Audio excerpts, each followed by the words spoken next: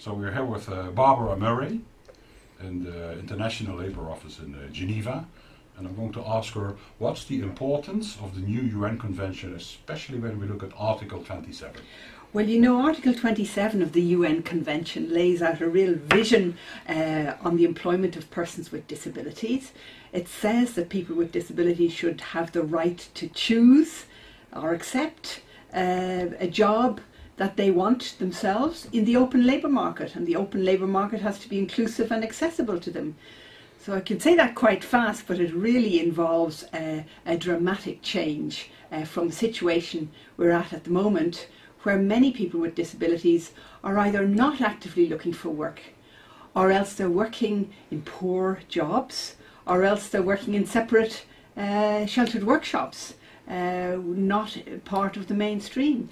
So the UN Convention is bringing about trying to bring about a huge change in this approach and trying to get the doors to the mainstream opened up, and it's very exciting.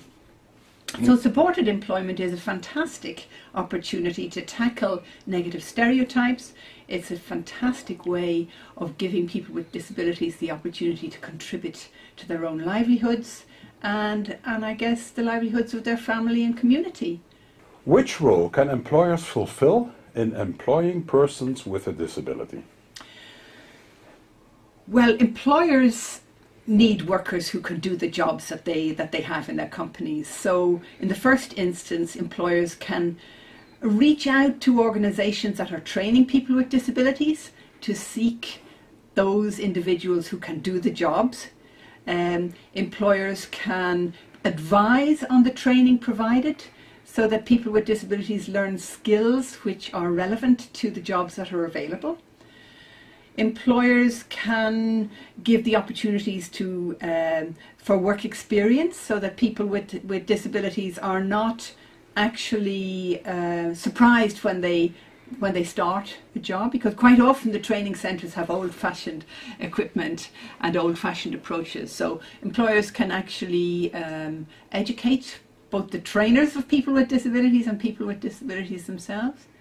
And I suppose more broadly, employers can tell other employers about the business case for employing people with disabilities, pass on this message that people with disabilities stay in the job longer, are productive, have low accident rates and so on. So passing this message on, I think, is very important because quite often employers listen to other employers rather than to non-governmental organisations or indeed even the ILO. So we are working quite a lot on that and trying to give employers and employers' organisations the opportunity to get together and speak about their experience and publish with ILO support. What can ILO do in disseminating examples of good practices, including supported employment? Well, we have a number of ways in which we try to disseminate information about good experience and good practices in the employment of persons with disabilities. First of all, we publish. We gather examples of good practice. We produce practical guides on how to go about promoting employment for persons with disabilities. Secondly, we give policy advice to governments and employers' organisations and trade unions, because we're a tripartite organisation, about this. And we've been doing it also through technical cooperation projects in recent years. We've held a major inter-country a regional meeting on promoting employment opportunities for persons with disabilities through supported employment in the African region.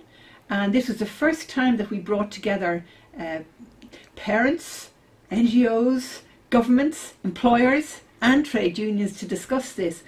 And you know, the energy at that was just extraordinary. Some of the employers at the beginning said, "Why are we here?" And after 3 days they said, "Now we know why we're here. Thank you." Because they had learned a lot and their eyes had been opened to ideas that they hadn't had before. We have partnerships with key organisations around the world and try to do things in collaboration with them to get out to the ILO's own stakeholders, which, as I said, are employers and trade unions and governments. So I think this is very important, because if you don't have employers and trade unions on board, you're not going to make the same kind of progress that you otherwise will. Yeah. So supported employment is a fantastic way of changing attitudes. The attitudes of employers who may not have had the experience of seeing people with disabilities at work, the attitudes of families, which are often overprotective, and of course the attitudes of persons with disabilities themselves, who find their self-confidence growing through the experience of being trained on the job and working alongside non-disabled people.